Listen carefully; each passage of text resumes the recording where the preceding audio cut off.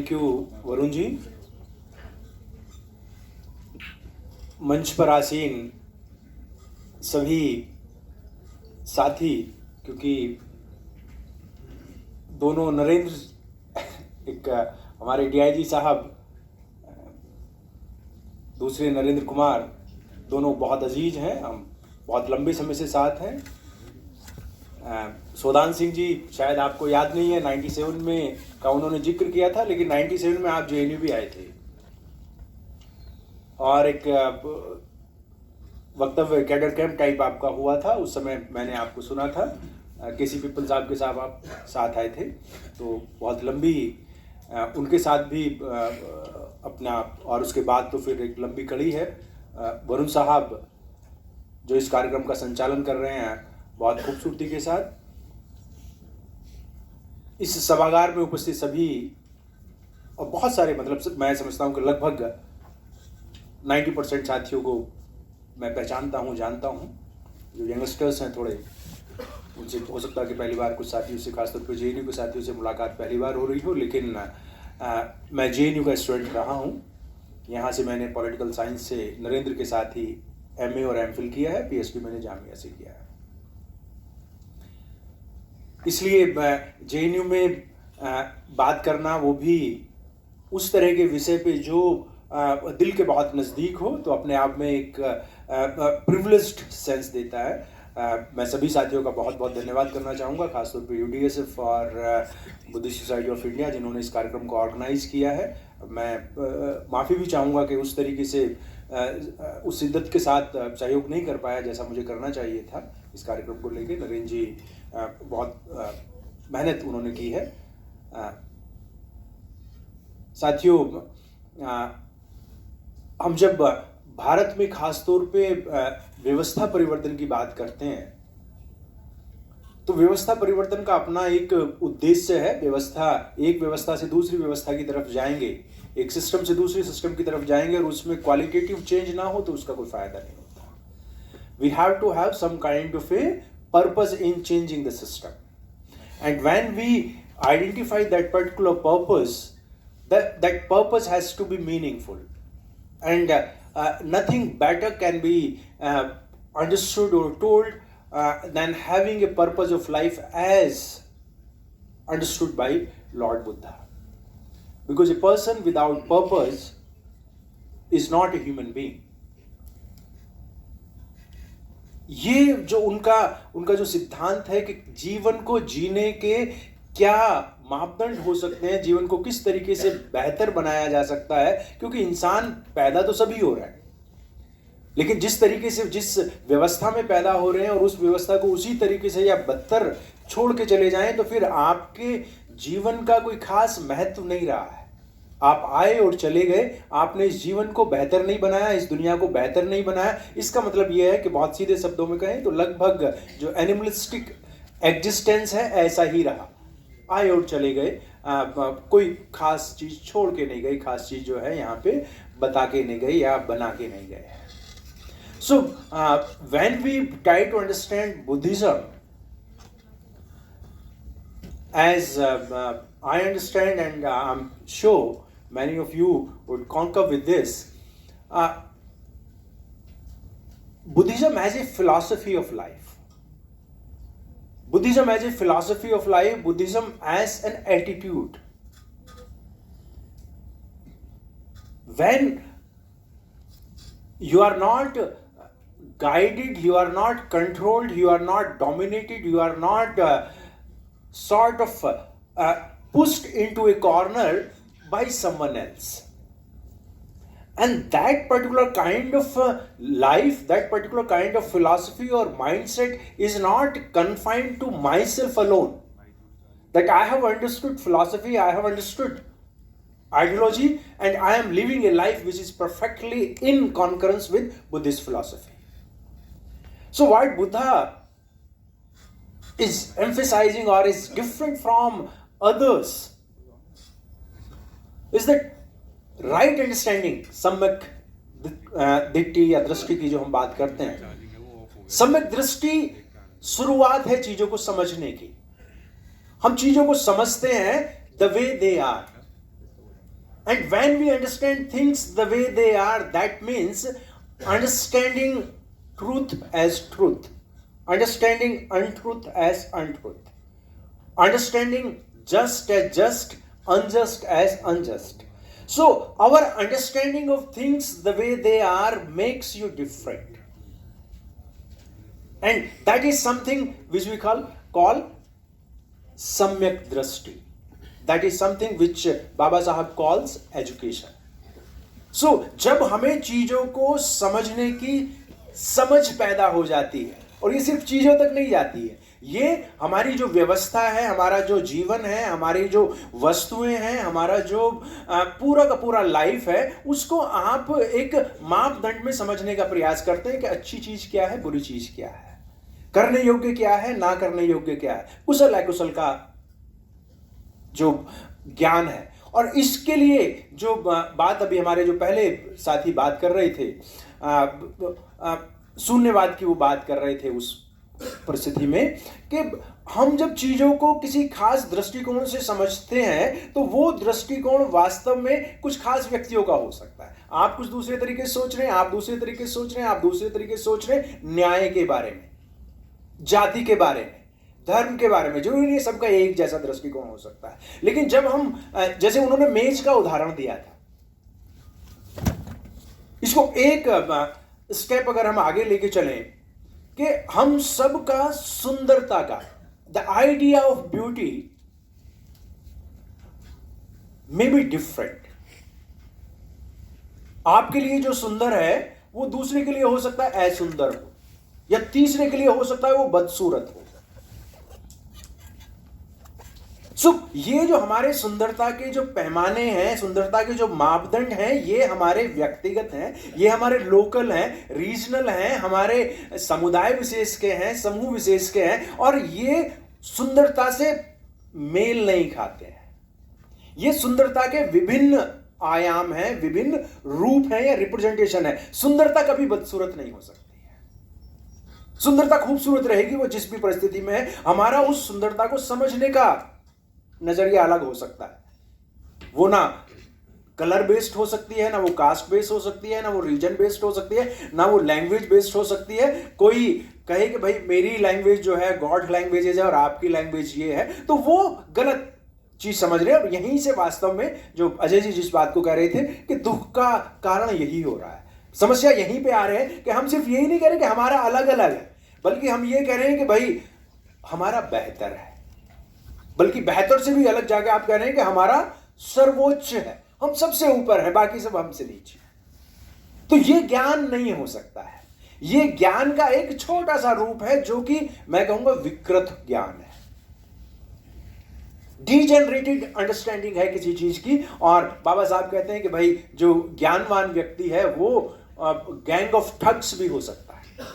उसको सिर्फ समझ है, उसको सिर्फ जानकारी है, लेकिन वास्तविक सुंदरता नहीं है। और इसको छोटे से उदाहरण से समझ सकते हैं कि भाई अफ्रीका में अगर आप ब्लैक को अगली समझने का प्रयास करेंगे तो बहुत बड़ी गलती हो जाएगी। साउथ इंडिया में जाएंगे तो वहां को अगर ब्लैक को आप अगली समझने का प्रयास करेंगे तो बहुत बड़ी प्रॉब्लम हो जाएगी। लेकिन नॉर्थ इंडिया में जो क्योंकि रेसिस्ट सोसाइटी है, वहां पे जो है आपके जितने भी मैट्रिमोनियल है वहां पे कहेंगे गेहूं सफेद और पता नहीं क्या क्या उस तरह का बात करने का प्रयास करते, तो ये बड़ी प्रॉब्लम हो जाएगी। क्योंकि आपने जस्ट एक नोशन पकड़ा, आपने जस्ट एक आइडिया पकड़ा है, लेकिन एक्चुअल में जो चीजें है, जो रियल ब्यूटी है, उसको नहीं पकड़ा है। और जैसे एक just imagine a triangle, त्रिकोण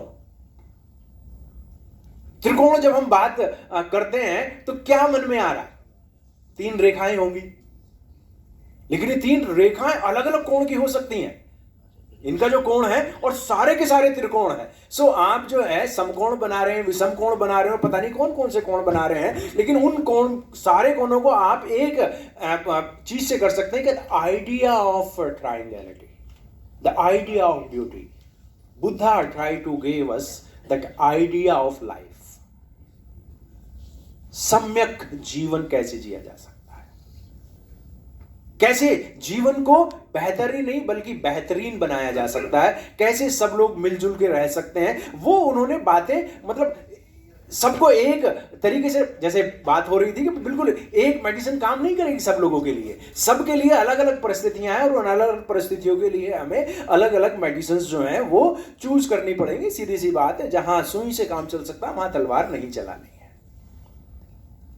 सुई की अपनी महत्ता है और तलवार की अपनी महत्ता है। यही बुद्धिवाद है, यही जीवन की फिलॉसफी है। इस फिलॉसफी को समझेंगे तो फिर चीजें हमारे लिए आसान होती जाती हैं। इसलिए बुद्धिस्ट फिलॉसफी में, और जब मैं इसको बुद्धिस्ट फिलॉसफी कह रहा हूं, इसका मतलब ये है कि बाबा साहब हमारे सबसे बड़े रेफरेंस हैं।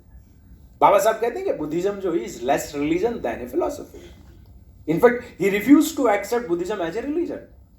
In fact he says when Buddhism was transformed into religion it got degenerated.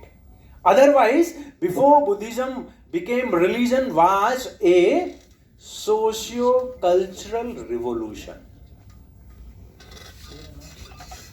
Buddhism as a socio-cultural revolution, and when we say Buddhism as a socio-cultural revolution means a philosophy of life. बाद में अगर आप देखते हैं अयोध्यादास एक हमारे खासतौर पे साउथ इंडिया में 1890s के बाद से उन्होंने जबरदस्त आंदोलन चलाया बुद्धिज्म को लेके। He was very clear and probably Baba Saheb was very much influenced by his idea of Buddhism because he was also taking Buddhism as a socio cultural philosophy. और बाद में उनकी 3-4 किताबें, उनकी मतलब उन्होंने तो ज़्यादा तमिल में लिखा है और बहुत सारा उन्होंने लिखा है। सो अब उनकी किताबों का ट्रांसलेशन हो रहा है। उनकी एक मैगजीन भी थी जो चलती थी, 2000 आर्टिकल्स उन्होंने लिखे हैं और उन सारे उनका निचोड़ बुद्धिज्म एज ए फिलॉसफी के रूप में आया है।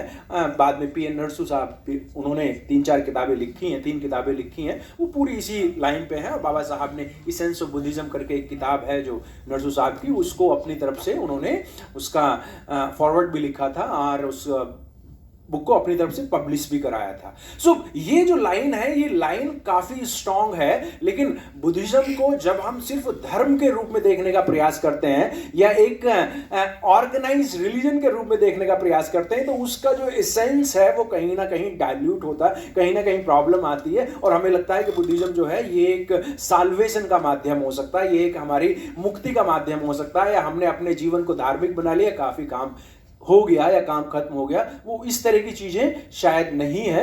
तो हम जब सम्यक दृष्टि के द्वारा चीजों को समझ लेते हैं, चीजों को जान लेते हैं, चीजों को अच्छे तरीके से जान लेते हैं, तो फिर हम तैयार हो जाते हैं, फिर हमारी शिक्षा पूरी होती है, जिसको दीक्षांत समारोह हम कहते हैं। दीक्षा, यूनिवर्सिटीज में दीक्षांत समारोह होते हैं, वो क्यों होते हैं? जब क्योंकि हमारी शिक्षा पूरी हो जा रही है। बुद्धिज्म में भी कई बार आप दीक्षा कहते हैं, वो दिक्की से ही आया है, दृष्टि से ही आया है, वो वहीं से चीजें निकल के आ रही हैं कि भाई आपका अब ज्ञान पूरा हो गया है, अब आपको उस ज्ञान के अनुसार अपने जीवन को जीना है। ज्ञान को ज्ञान के हिसाब से जीना है। That means things you have understood needs to be implemented not just in your own personal private life but needs to be implemented at greater level. और आप अपने जीवन को उस दृष्टिकोण से जीना शुरू कीजिए। दृष्टिकोण क्या है? दृष्टिकोण है कि आप सच के अनुसार जीवन जिएंगे, आप अन्याय को नहीं सहेंगे, आप झूठ को नहीं सहेंगे, आप अनजस्टिस को नहीं सहेंगे। जब आप अपने जीवन को इन मापदंडों के साथ जीना शुरू करते हैं, इसका मतलब है आप अब धम्म आचरण करना शुरू करते हैं। आपका धम्म आचरण ही ये है कि आपने अपने आप को उन सम्यक विचारों, सम्यक ज्ञान के साथ अपने उन जीवन के सिद्धांतों को जीना शुरू कर दिया, तब आपका जीवन सम्यक जीवन बनता है। लेकिन ये बात यहीं पे खत्म होती नहीं है। ये खत्म इसलिए नहीं होती ये बात कि भाई मैं अपना जीवन सुरक्षित कर लूं, मैं अपना जीवन सम्यक कर लूं और जिंदगी के मजे लूं। बाबा साहब इसके लिए कहते हैं कि ये तो बहुत स्वार्थी बात हो जाएगी। तथागत से ही इस बात को आगे बढ़ाते हैं कि ये तो बहुत ही स्वार्थीपन हो जाएगा कि मैं अपने ज्ञान को, अपने जीवन को आगे बढ़ाने का इंजन बनाऊं। अपने लिए सुख सुविधा बनाऊं, अपने परिवार के लिए सुख सुविधाएं रखूं, ये बहुत सेल्फिश इंप्लीमेंटेशन, यूटिलाइजेशन हो जाएगा, एग्जीक्यूशन हो जाएगा सम्यक दृष्टि का। वास्तव में जब चीजें मुझे समझ में आ गई हैं और मैं अपने जीवन को उसके अनुसार जीना शुरू कर रहा हूं, तो ये पहला स्टेप है लार्जर ऑब्जेक्टिव या पर्पस लाइफ का, है कि जो चीज मुझे समझ में आ गई है, जिसके आधार पे मैं अपना जीवन जी रहा हूं, उस चीज को मैं दूसरों को भी समझाऊं और उस चीज के लिए मैं दूसरों को भी तैयार करूं। यही जब मैं एजुकेट, एजिटेट एंड ऑर्गेनाइज की तरफ जाता हूं, यही मैं बुद्धि मुझे समझ में आ गई है, धम्म का आचरण मैं कर रहा हूं और अब मैं संघ की तरफ जा रहा हूं। संघ कोई भिक्षुओं का संघ मात्र नहीं है, संघ को मतलब organising society on the principles of equality, liberty and fraternity, reorganise करना सोसाइटी को। सो जब मुझे कोई ज्ञान प्राप्त हो जा रहा है, मुझे अपना जीवन मैंने काफी बढ़िया बना लिया है, तो वहां अगर मैं रुक जा रहा हूं तो फिर प्रॉब्लम क्रिएट कर रहा हूं। ना तो ये तथागत के साथ बात रुक रही है, ना बाबा साहब के साथ बात रुक रही है, ये हमारे जीवन का उद्देश्य है, उसको अच्छे तरीके से जीना है। और इस दृष्टिकोण के साथ कि हमने अपना मतलब जैसे भाई गरीबी है, अत्याचार है, अन्याय है, समाज में चला रहा, बहुत लंबे समय से चला रहा है। हमने उस गरीबी, अन्याय, अत्याचार, अपमान, अन्याय की व्यवस्था से अपने आप को मुक्त कर लिया, अपनी समझ से, अपनी ताकत से। सिर्फ यहीं पे आपको रुकना नहीं है, आपने मुक्त किया, अब अपने आप को एम्पावर करना है। हमारी जो सोसाइटी है, खास तौर पे आई वुड से the enlightened society for last 75 years or so is trying to empower itself, अपने आप को सशक्त बनाने का प्रयास कर रही है। गरीबी, बेरोजगारी, बेचारी, लाचारी से बाहर निकल के अपने socio economic, political, cultural capital को क्रिएट करने का प्रयास कर रही है।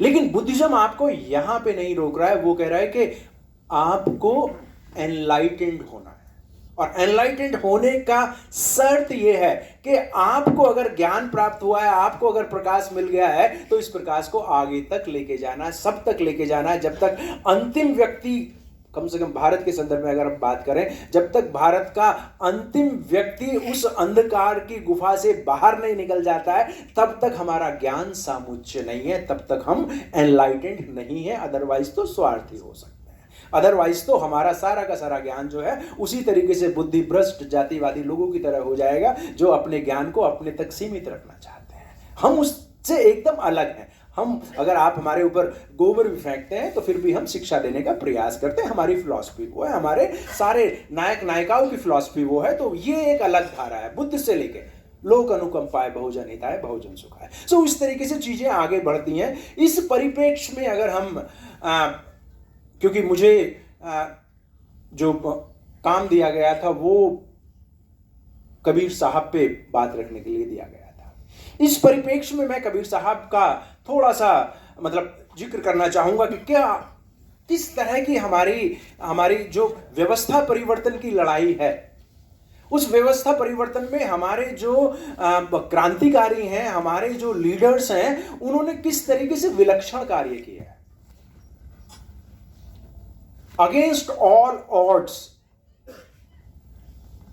जो भी समस्या रही, जो भी प्रॉब्लम्स रही, उन सब प्रॉब्लम्स को झेलते हुए भी, जैसे कि हम ये देखते हैं कि भाई बहुत विकट परिस्थितियों में हम लोग यहां तक पहुंचे हैं, हमें से ज्यादातर लोग, अब कुछ सेकंड जनरेशन, थर्ड जनरेशन के भी साथी होंगे, लेकिन जो खासतौर पे फर्स्ट जनरेशन वाले लोग हैं, वो बहुत विकट परिस्थितियों में यहां तक पहुंचे हैं। तो हमारे जो पूर्वज पिछले हजारों साल से संघर्ष कर रहे थे, जो लड़ाई लड़ने का प्रयास कर रहे थे, किस तरह की परिस्थिति में, लेकिन उस तरह की परिस्थिति में भी उन्होंने आपके हाथ में, हमारे हाथ में वो बैटन थमा दिया कि हम अब इतना खूबसूरत जीवन जी रहे हैं। तो कबीरदास साहब अगर 600-700 साल पहले अपनी बात को कहने का प्रयास कर रहे थे, और सिर्फ बात ही नहीं कह रहे थे, मतलब अभी तो इसी बात पे झगड़ा हो रहा है कि भाई कुछ लोग उनको साहब मानने के लिए तैयार नहीं है, क्योंकि साहब किसी के लिए सुरक्षित हो गया है। लोग कह रहे हैं कि भाई दास होंगे। अरे भाई दास कैसे होंगे, कबीर दास कैसे हो सकते हैं? अगर मान लिया उसी फिलॉसफी में करोगे जो मतलब दकियानूसी फिलॉसफी है तो उसमें भगवान तो हो सकते हैं, दास कभी नहीं हो सकते, लेकिन वो साहब हैं, एक जीते जागते इंसान है। उस तरह की फिलॉसफी की हम लोग बात कर रहे हैं। तो कबीर जो है उनका एक विलक्षण व्यक्तित्व है और भारतीय बौद्धिक परंपरा में, व्हेन आई से Indian intellectual tradition is nothing but India's Buddhist philosophy. क्योंकि इंटेलेक्चुअल का होने का ही मतलब यह है जहां पे आप सही को सही कह सकते हैं, जहां पे आप सही को गलत और गलत को सही कह रहे हैं, वो इंटेलेक्चुअल नहीं हो सकता है। उसको जानकारी जरूर हो सकती है, वो किसी चीजों का जानकार हो सकता है, लेकिन धूर्तता, बाबा साहब का शब्द है, वो अपने ज्ञान को उस धूर्तता के लिए इस्तेमाल कर रहा है, इसलिए उसको इंटेलेक्चुअल कहना अपने आप में इंटेलेक्चुअलिज्म का अपमान होगा। जैसे कि आज बहुत सारे लोग इस बात को कह रहे हैं कि अभी एक जो दौर चल रहा है देश के अंदर, वो एंटी इंटेलेक्चुअलिज्म है।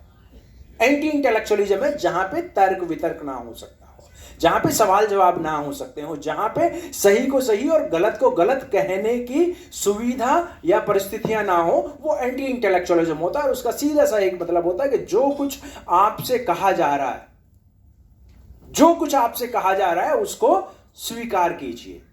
ओबीडियंस।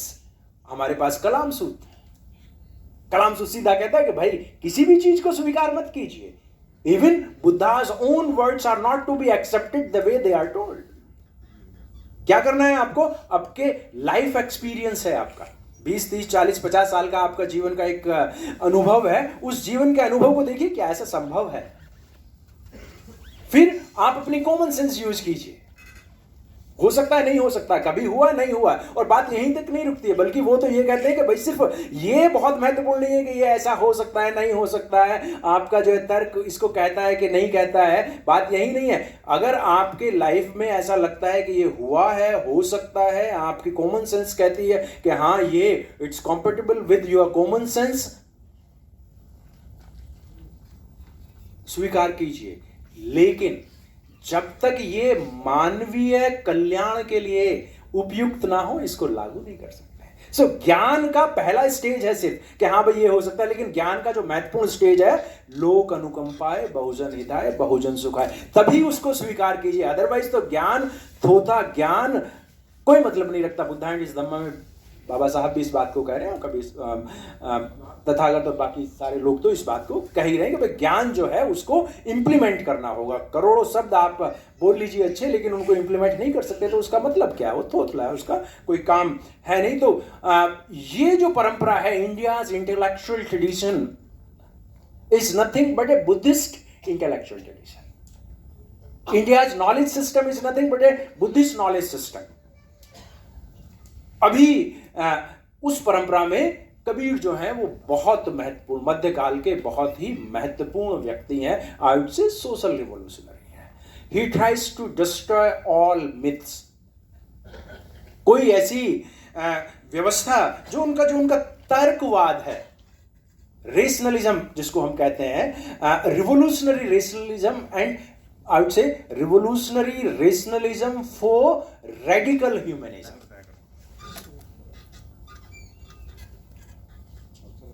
रेडिकल ह्यूमनिज्म, ये कंसेप्ट जो है, बाबा साहब ने हमें जो बात बताई कि हमारे जीवन का उद्देश्य क्या है, रिक्लेमिंग ह्यूमन पर्सनैलिटी।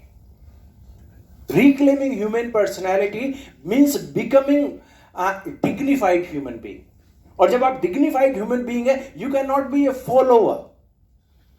आप किसी के जो है पिछलग्गू नहीं बन सकते हैं, फिर आप किसी पे निर्भर नहीं हो सकते हैं, परतंत्र नहीं हो सकते हैं, किसी के गुलाम नहीं हो सकते हैं। You have to be self reliant, you have to be self dependent. और पर्सन लाइक इमैनुअल कांट, जिन्होंने एनलाइटनमेंट का एक अच्छा खासा लिखा है, उन्होंने कहा when you are not guided और controlled by others, when you come out of your knowledge, आप अपने जीवन को क्लेम करने लगते हैं। तो हमारा जो उद्देश्य है, हमारे जीवन का जो उद्देश्य है, वो अपनी मानवीय गरिमा को प्राप्त करने का है, अपनी इंसानियत को प्राप्त करने का है, अपने जीवन को उन मानवीय मापदंडों के साथ जीने का है जिससे हम इंसान होने लायक कहला सकें। कि इंसान होने का दर्जा यही है, इंसान होने का तरीका यही है कि आप बहुत साधारण उस तरीके से कि आप किसी के पे डिपेंडेंट नहीं है, किसी के पे या परतंत्र नहीं है, या किसी के पीछे नहीं चलते। और यही तो हमारी अपोदीप भव की सारी फिलॉसफी है, यही तो मानवीयता की सारी फिलॉसफी है। यही तो कि इंसान किसी का माध्यम नहीं है।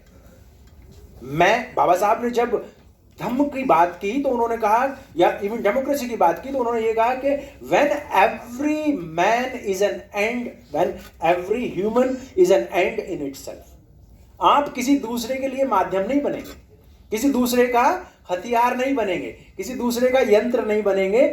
इसलिए वो बात करते हैं, मतलब जैसे रिजर्व कॉन्स्टिट्यूंसीज के बारे में बात करते हैं और बहुत सारे शब्द इस्तेमाल करते हैं वो, और जीवन की फिलॉसफी के बारे में इस तरीके कि आप जब व्यक्ति को व्यक्ति समझ रहे हैं, और सिर्फ व्यक्ति को व्यक्ति नहीं समझ रहे हैं, अपने आप को भी व्यक्ति समझ रहे हैं, इसीलिए मैं तुरंत अन्याय, अत्याचार, अपमान की व्यवस्था के खिलाफ विद्रोह करूंगा।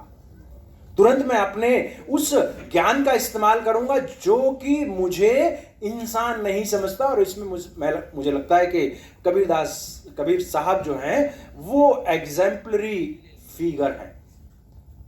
मतलब जो बेईमानी है, डिसऑनेस्टी है, उसका पैमाना यहां पे आप देख सकते हैं कि उनके जन्म को वो प्रॉब्लमेटिक बना रहे हैं। नीरू और नीमा उनके पेरेंट्स हैं, पूरी दुनिया जानती है इस बात को, लेकिन जबरदस्ती कहानियां अंदर डाल देते हैं। इस चीज को हमें समझना है कि भाई ये जो प्रोपेगेंडा चलता है वो प्रोपेगेंडा आपको साइकोलॉजिकली वीक करने के लिए होता है।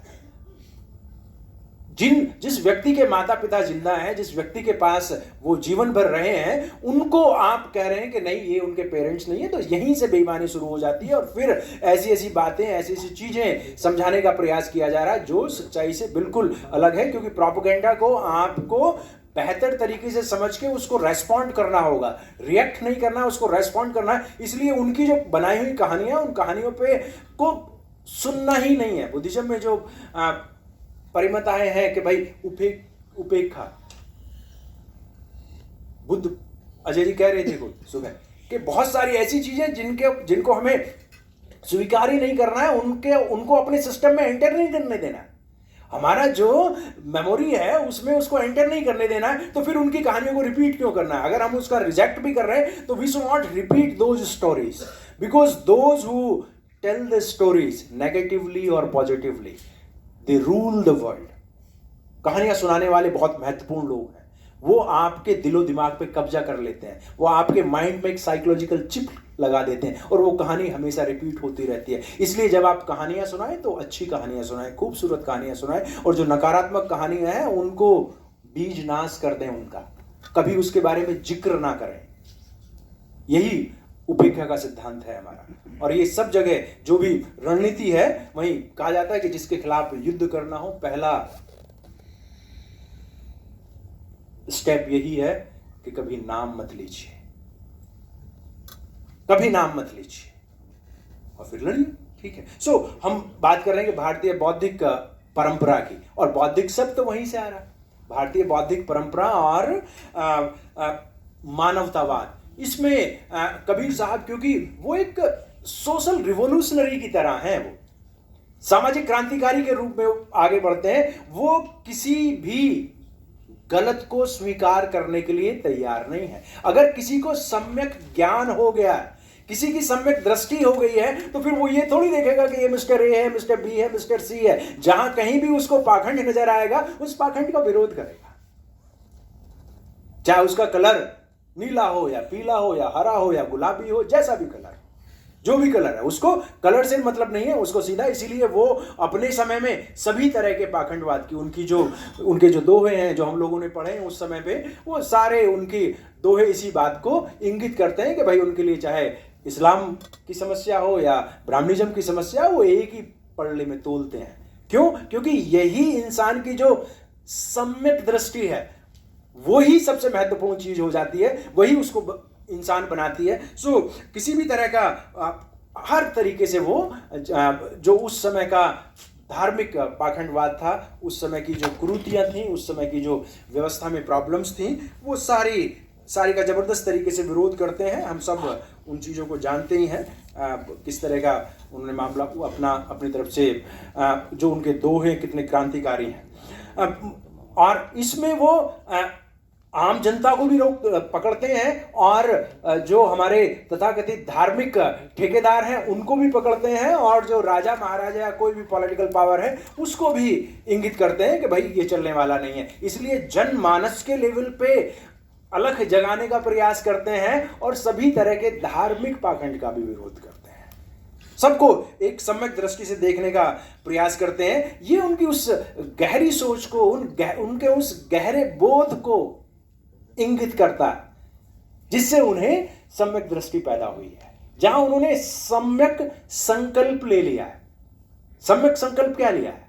सम्यक संकल्प ये है कि ये गलत हो गया है, ये सही है, और गलत है तो गलत का विरोध भी करना है। इसलिए फिर उनको किसी से डर नहीं लगता है।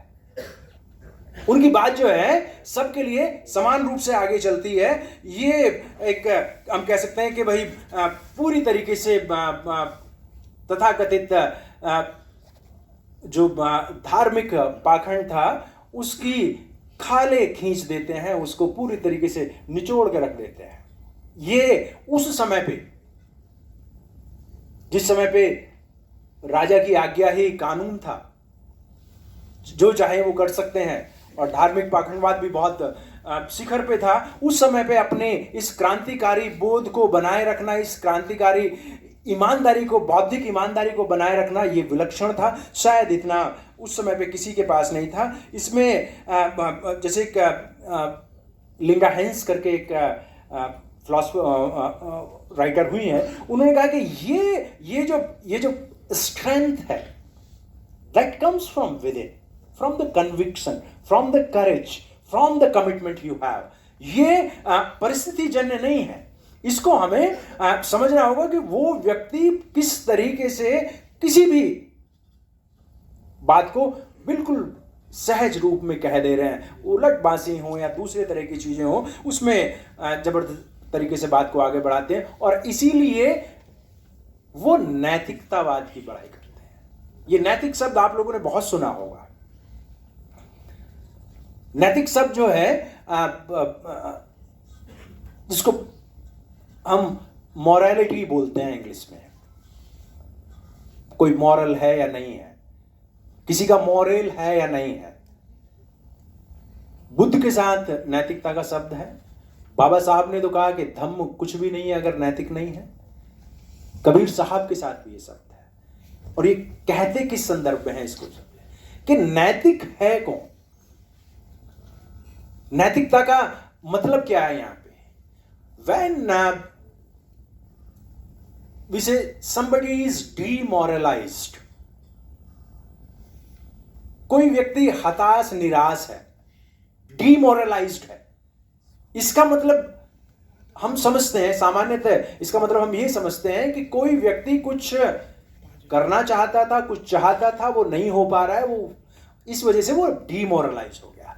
सपोज किसी बच्चे को एग्जाम क्लियर करना है, बहुत मेहनत की लेकिन एग्जाम क्लियर नहीं कर पाया, that child got demoralised. So demoralise किसी चीज को प्राप्त ना करने की हताशा है। When you have high moral, that means you desired something and you have achieved that objective. जब आप जिस चीज को प्राप्त करने का प्रयास कर रहे हैं, उस चीज को प्राप्त कर लें, तो आपका मॉरल हाई हो जाता है। उसको मॉरल बोलते हैं। उस आपका मॉरल हाई हो जाता है।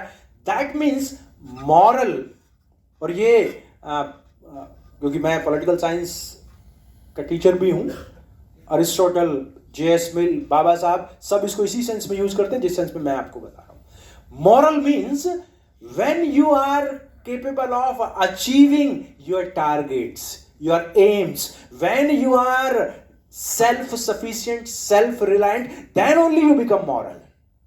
Morality is inner strength. आपकी आंतरिक ताकत जब बढ़ जाती है, इतनी बढ़ जाती है कि जब आप अपनी इच्छाओं को, सम्यक इच्छाओं को पूरी कर सकें, तब आपका नैतिक विकास होता है। यहां पे लिंडा हिंस जो है कबीर को इस सेंस में मॉरल फिलॉसफर बता रही हैं कि भाई वो उनका अंदर का ज्ञान है, उनकी अंदर की शिक्षा है जो बुद्ध के जैसी शिक्षा है। आधुनिक समय में जो बाबा साहब जैसी शिक्षा है या मान्यवर साहब जैसी मॉरलिटी है, जो सेल्फ रिलायंट है। देखो ये जो नैतिकता का संघर्ष है, ये नैतिकता का संघर्ष हमें सेल्फ सफिशिएंट, सेल्फ रिलायंट बनाता है। जो कबीर साहब के जैसे कहते कि साधु ऐसा चाहिए जैसा सूप सुभाए, सार सार को गही रहे थोता दही उड़ाए। So you become empowered, you become morally up. और इसमें मतलब कबीर साहब के साथ जैसे हजारी प्रसाद द्विवेदी मॉडर्न टाइम्स में वही, क्योंकि कोई उन्हें भक्ति की तरफ ले जा रहा है, कोई निर्गुण की तरफ ले जा रहा है, जो सही सिद्धांत है वो बताने का प्रयास नहीं कर रहे हैं। तो इसमें इनफैक्ट कबीर साहब ऐसे व्यक्ति हैं जिन पे दुनिया के बहुत सारे लोगों ने बहुत ज़्यादा काम किया है, लेकिन यहाँ पे मैं दो लोगों की बात करना चाहूँगा। एक तो रविंद्रनाथ ठाकुर, रविंद्रनाथ ठाकुर, उन्होंने कबीर साहब के बारे में बात की है। अभी कुछ देर पहले कबीर साहब के बारे में बात होते होते गुरु नानक साहब का हवाला दिया गया था भाई कमलजीत जी के द्वारा। वो कबीर साहब को ठाकुर बोलते हैं। हम रविंद्रनाथ ठाकुर की बात कर रहे हैं और आप में से बहुत सारे साथी जानते होंगे हरिचंद ठाकुर के बारे में, गुरुचंद ठाकुर के बारे में जानते होंगे, जो बंगाल के हमारे क्रांतिकारी हुए हैं 1830, 35, 40 के आसपास में।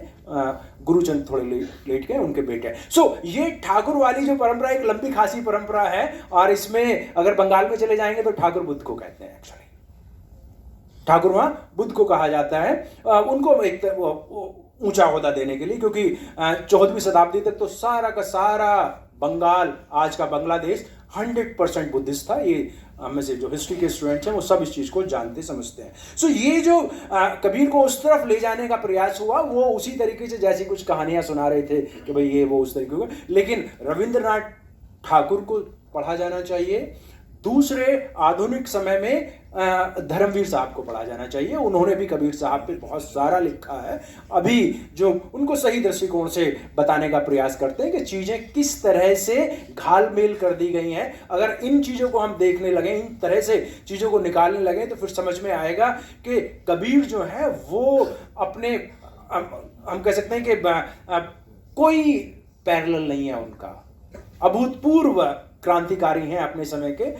उसी तरह की जो बात बार बार हमारे सामने आ जाती है। इसमें बस 1 मिनट में और लूँगा, आपको सब देख रहा हूँ। तो जैसे एक विद्वान हुए हैं शार्लेट वॉडविल, इन्होंने कबीर साहब को कहा, लिंडा हेंस की तरह ही बात करते हुए, कि ये एक ऐसा व्यक्तित्व है वास्तव में, अगर कबीर साहब हमारे रेफरेंस पॉइंट बन जाएं तो इंडिया की जो मॉडर्न प्रॉब्लम्स हैं, लाइक कॉम्युनलिज्म, रिलीजियस पोलराइजेशन, उसके बहुत सारे जवाब मिल सकते हैं हमें। क्योंकि वो हर गलत बात का, किसी भी धर्म की गलत बात हो उसका विरोध करने की क्षमता रखते हैं। हम उस तरह की बात नहीं कह पा रहे हैं, हम उस तरह की बात नहीं आज की तारीख में उस तरीके से, उस शिद्दत के साथ कह पा रहे हैं। अगर उनके उन विचारों को आधार बना के, और हमारे सारे जो नायक नायिकाएं हैं आखिर तक आते आते सब लोग लगभग वही बात कर रहे हैं, लेकिन क्योंकि संदर्भ अलग अलग हैं, तो वो संदर्भ भले ही कोई यहां से देख रहा है, कोई वहां से देख रहा है, कोई वहां से देख रहा है, लेकिन सुंदरता एक ही है। भारत में सामाजिक परिवर्तन होना चाहिए, भारत में व्यवस्था परिवर्तन होनी चाहिए, न्यायिक व्यवस्था आनी चाहिए, सबका वही विचार है। इसलिए कबीर साहब जो हैं वो आधुनिक रेफरेंस, मॉडर्न रेफरेंस भी हमारे बन सकते हैं, हमारे सामाजिक क्रांति के लिए, हमारे सामाजिक परिवर्तन के लिए। और therefore